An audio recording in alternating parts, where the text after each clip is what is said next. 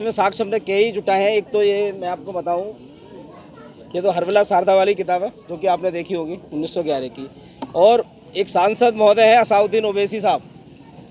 ओवैसी साहब ने कहा था कि आमिर खुसरो उन्होंने बुक उन्होंने लिखी थी 1300 ईस्वी की। आपने सुना होगा, 1300 ईस्वी की बात कर रहे थे, सबने वीडियो सुना होगा। और ये मैं बता रहा हूँ, इस बुक का नाम है पृथ्वीराज विजय।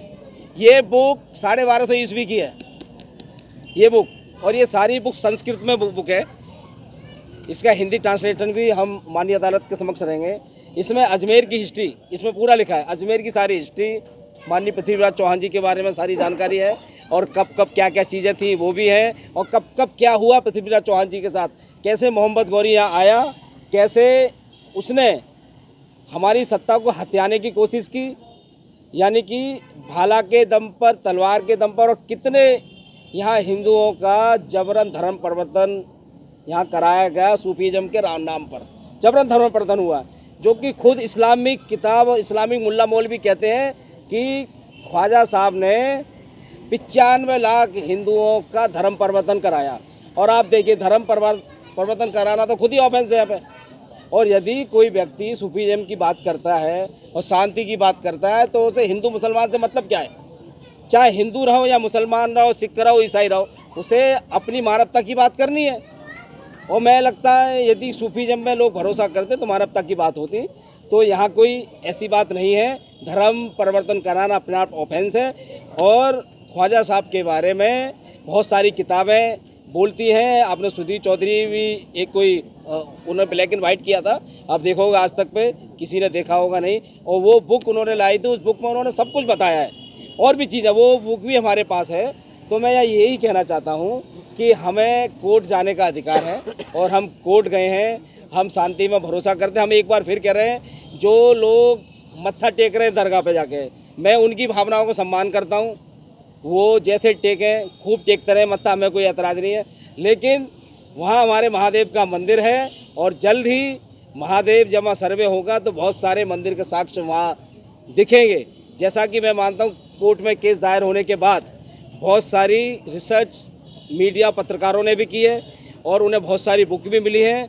और जब एक केस फाइल होने के बाद भिन्न भिन्न प्रकार के यूट्यूब चैनल और दाएं बाएं जो लोकल चैनल चल रहे हैं, वहाँ पे लोकल लोगों ने कैमरे के सामने आके भी कहा है कि हम आपको ऐसे साक्ष्य दिखा देंगे, और आप खुलवाओ तहखाना, साक्ष्य वहाँ मौजूद होंगे।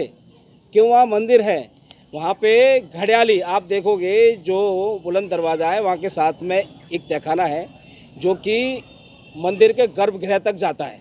पहले मंदिर सब नीचे ही हुआ करते थे, वहाँ शिवलिंग था, शिवलिंग को तोड़ दिया गया, वहाँ कब्रें बना दी। मैं था वहाँ पे। आपने कभी देखा होता है खाने का? क्या ऐसा है, पहले जो वर्शिप एक्ट है वो है पूजा अधिनियम कानून, पूजा अधिनियम कानून। उस विषय पे जो सुप्रीम कोर्ट में जिस वकील साहब ने बहस की है, वरुण कुमार सिन्हा, मैं आपको ऑर्डर दिखाऊंगा। उस ऑर्डर में सबसे पहला नाम वरुण कुमार सिन्हा जी का, जो कि वर्शिप एक्ट पे उन्होंने सुप्रीम कोर्ट में बहस की। वही हमारे वकील हैं, वो आ रहे हैं, थोड़ा लेट हो गए हैं, रात तक पहुंच जाएंगे। सुबह वो सारी साक्ष्य और दलीलें कोर्ट में पेश करेंगे। और पूजा अधिनियम कानून, मैं या फिर कहना चाहता हूँ, एक बार मैंने पहले भी बताया कि पूजा अधिनियम कानून मस्जिद, मंदिर, गिरजाघर और लगता है गुरुद्वारे पे, वो है धार्मिक स्थल, जो कि कानून की नज़र में ऑथराइज धार्मिक स्थल से किया जाता है वो है। और खुद इस्लाम में भी आप देखोगे कि ये जो मज़ार है, मज़ार जो है कब्र है, मुर्दाघर जिसे बताते, मुर्दा बताते हैं ना कि भाई कब्र में कौन है। कब्र तो उन्हीं की बनती है ना, जो आदमी चले जाते हैं दुनिया से, उनकी कब्र बनती है। और उस कब्र की कहीं कोई पूजा होती नहीं, ऐसा उल्लेख भी नहीं है कि भाई उस कब्र की पूजा होती हो। तो मैं यहाँ यही मानता हूँ कि मस्जिद, मंदिर, मस्जिद, गिरजाघर और गुरुद्वारा, वहाँ पूजा वो स्थल है, उन पे वर्शिप एक्ट लागू होता है। ये कोई पूजा स्थल नहीं है। और किसी भी मज़ार पे या कब्र बनी होती है, वहाँ ना तो कोई फूल चढ़ाता है, ना कोई चंदन चढ़ाता है, ना कुछ और प्रकार की कुछ चीज़ें चलती हैं, जो कि आप देखोगे। तो मैं यही कहना चाहता हूँ कि ये वर्शिप एक्ट से बाहर है। ये हमारे वकील साहब कल आएंगे, यदि ये मुद्दा उठता है, हमारी वहाँ सर्वे की जो एप्लीकेशन पेंडिंग है, कल हम सर्वे की एप्लीकेशन पर जोर देंगे कि ASI द्वारा सर्वे कराया जाए।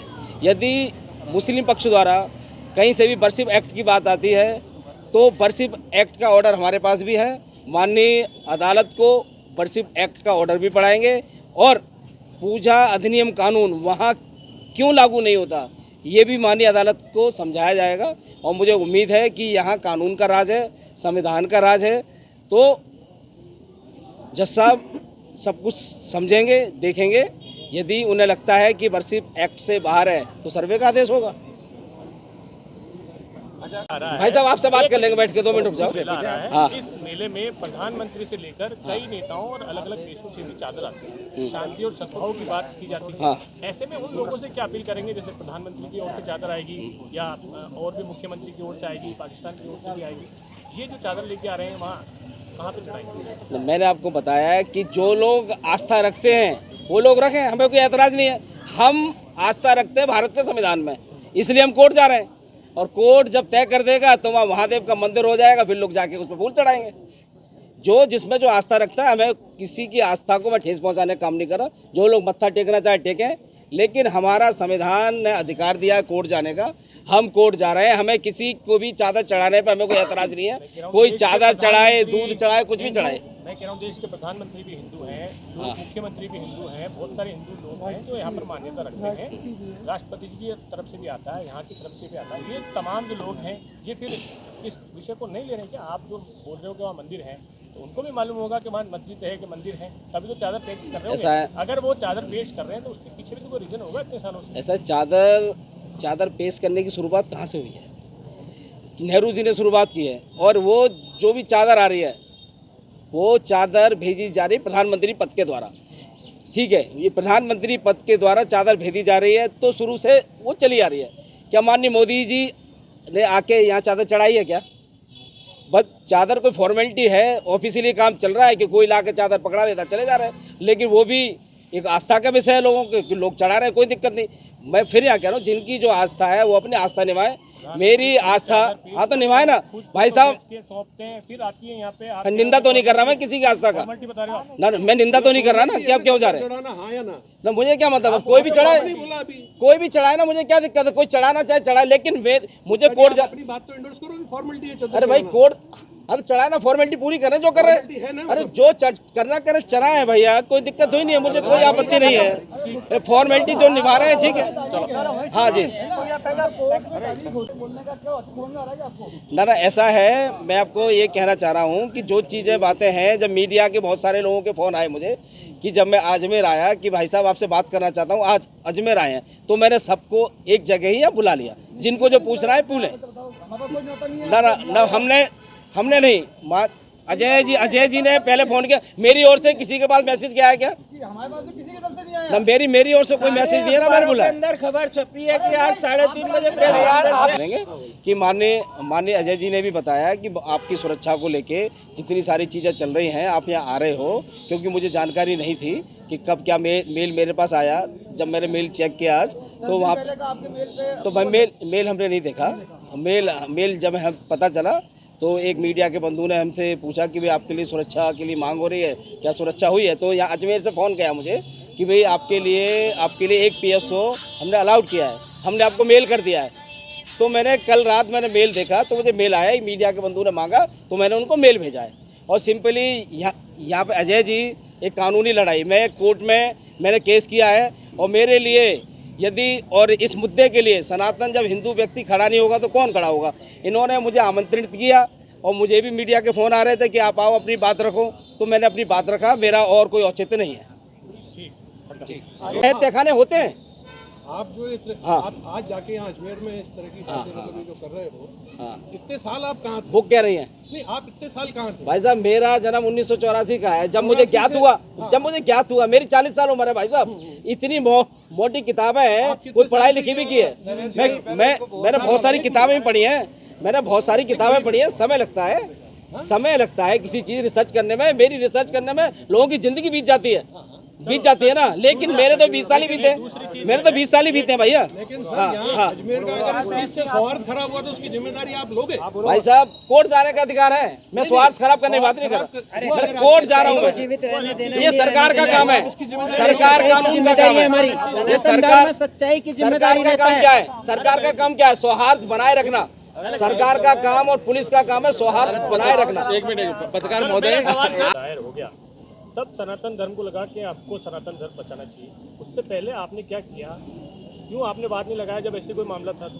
उस समय हमारे आरएसएस के जगदीश जी राणा ने वकालतनामा लगाया था और जब उन्होंने इनकी तरफ से लगाया ना सर, इनकी तरफ से लगाया था वो तो। मैं ये कह रहा हूँ पहले सनातन धर्म आरएसएस या दूसरे संगठन कहाँ थे, ये तो बाहर से आके और अजमेर को बचाने की बात कर रहे हैं, आप अब जाग रहे हो, पहले कहाँ थे सब, ये पूछ रहा हूँ। हाँ, आपका कहना सही है, परंतु अब केवल क्या वाहवाही लेने के लिए ये काम हो रहा है? परंतु ऐसा है कि कोई कार्य जब भी प्रारंभ होना, जब ईश्वर इच्छा होती है प्रारंभ होता है, उसमें सहयोग करते हैं।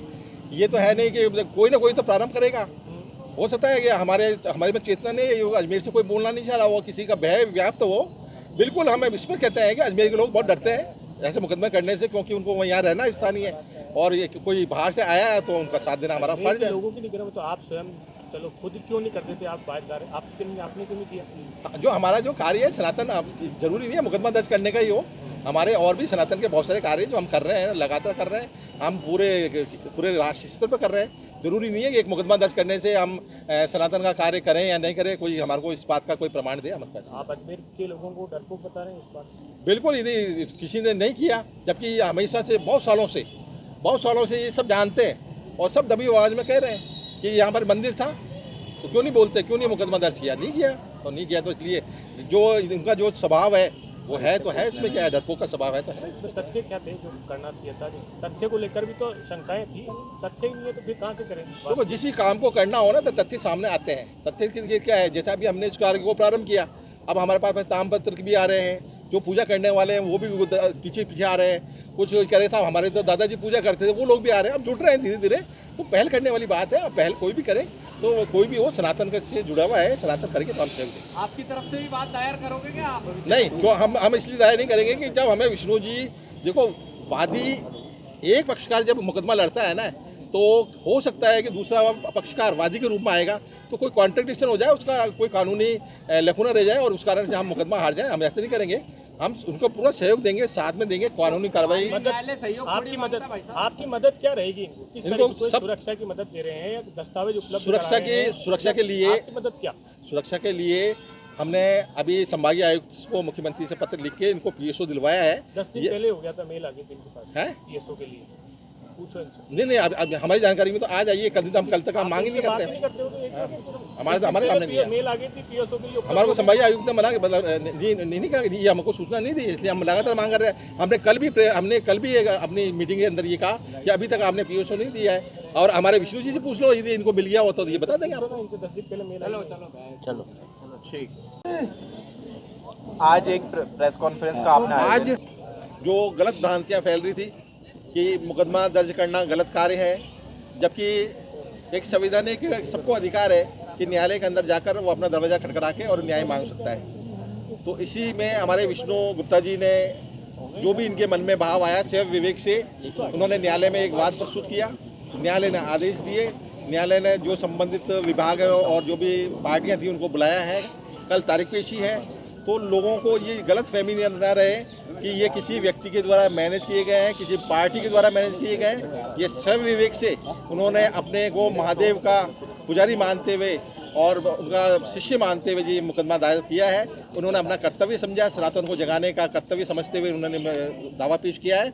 तो जो लोगों में गलत भ्रांति न रहे, इस संबंध में ये प्रेस कॉन्फ्रेंस बुलाई गई है। अजमेर का सौहार्दपूर्ण वातावरण बना रहे, जो गलत किसी वर्ग में के अंदर यदि गलत संदेश जा रहा हो, वो भी इस प्रेस कॉन्फ्रेंस के माध्यम से उन तक ये सूचना पहुंच जाए कि ये जो वाद प्रस्तुत किया गया है ये एक कानूनी बिंदु पे किया गया है, किसी के व्यक्ति किसी के वर्ग को आहत करने के लिए नहीं किया गया है। इसलिए ये आज प्रेस कॉन्फ्रेंस किया गया है, क्योंकि कल तारीख पेशी है, इसलिए ये हमारे विष्णु जी गुप्ता जो कि वादी हैं वो पधारे हैं। जहाँ तक प्रश्न सनातन धर्म रक्षा संघ के जो ने सहयोग देने की बात है, जब आरएसएस, विश्व हिंदू परिषद, बजरंग दल और दूसरे हिंदू संगठनों ने किसी कारणवश साथ देने से मना कर दिया, और जब ये अकेले पड़े तो एक सनातनी होने के कारण और सनातन धर्म का संगठन होने के कारण हमने इनका साथ देने का पूरा सबने निर्णय लिया, और हम इनका साथ देंगे, आखिर तक साथ देंगे। और ये जो कानूनी कार्रवाई ये चलती रहेगी, न्यायालय की जो भी निर्णय होगा हमारे को मान्य होगा। और हम आम जनता से, अजमेर की कोई भी किसी भी वर्ग से हम निवेदन करते हैं कि अजमेर का सौहार्दपूर्ण वातावरण बना रहे, इसलिए ये प्रेस कॉन्फ्रेंस की गई। उर्स भी आने वाला है आगामी दिनों के अंदर, तो कहीं ना कहीं शहर का स्वाद बिगड़ेगा। इसीलिए कि उर्स में जो कुछ उन्हीं के लोग हैं या हमारे लोग हैं, कोई भी लोग हैं जो गलत भ्रांतियाँ फैला रहे हैं, उनको स्पष्ट करने के लिए कि भाई किसी का मुकदमा दर्ज कर देने से किसी वर्ग पर आहत नहीं होता। ये तो लंबी प्रक्रिया चलती रहेगी, जो न्यायालय निर्णय करेगा। तो इसलिए कोई गलत इसका फ़ायदा न ले, किसी प्रकार से सांप्रदायिक दंगा न फैलाए, कोई भी कुछ नहीं करे।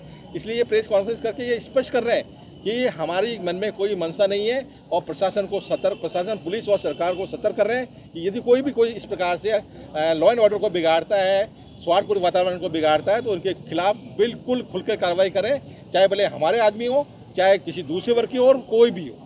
सनातन धर्म रक्षा संघ है, इनको समर्थन दे रहा है विष्णु गुप्ता जी। बिल्कुल, सनातन धर्म रक्षा संघ जब किसी ने इनका साथ नहीं दिया तो हमको ऐसा लगा कि सनातन के लिए इन्होंने आवाज़ उठाई है, तो हमको भी इनका आवाज़ मिलाकर इनका साथ देना चाहिए। ये हमारा कर्तव्य है, क्योंकि हम सनातनी हैं, और यदि सनातनी के लिए नहीं बोलेगा तो हमारा सनातन कैसे जिंदा रहेगा और हमारा धर्म हमारा कैसे जिंदा रहेगा। इसलिए हमने कई संस्थाएं चल रही है जैसे हिंदुत्व के लिए काम कर रही है, तो क्या और कोई आगे नहीं आ रही हैं, धीरे आ रही हैं। कोई प्रारंभ करता है, कोई शुरुआत करता है, पहल करता है, तो अब उनको भी धीरे चेतनता आ रही है, और धीरे आप बहुत सारे संगठन हमारे साथ में, शिवसेना आई है हमारे साथ में, जो कि सिद्धे है, जो कि आज भारतीय जनता पार्टी के साथ सरकार बना के बैठी है। और इसी प्रकार से हमारे और भी संगठन हैं, जैसे हमारे और भी जैसे 84 कोष परिक्रमा है, और भी बहुत सारे जन आकृति हिंदू संगठन आए साथ में, आज आए हैं, तो साथ में जुड़ेंगे, बिल्कुल जुड़ेंगे, साथ देंगे इनका। सर, सनातन धर्म